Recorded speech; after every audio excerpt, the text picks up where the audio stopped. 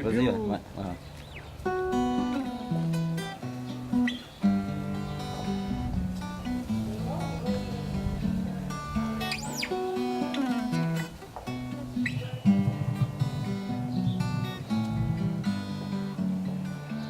Ioan'ny zaviatsy mivadika avy ao dia mijery fitaratra ny fanontaniany mivadika ho andoha fanontaniana sarotra fa nahoana kosa izy re no matsiaro ratsitare no avy i Jehovah niangatra nganazy toy izay no vakily la fitaratra fa manome azy sary mankalao kalalau mankalao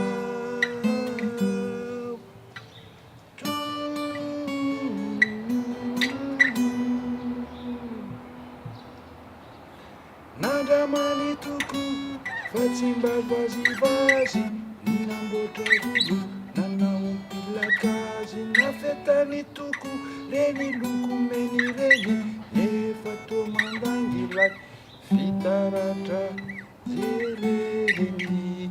Bon, j'ai improvisé un peu là.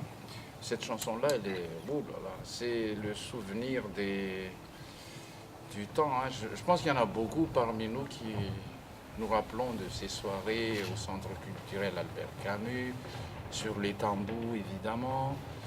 Enfin, c'est toute la jeunesse. On n'est pas vieux, il faut venir, hein, on n'est pas encore vieux. Bon, voilà.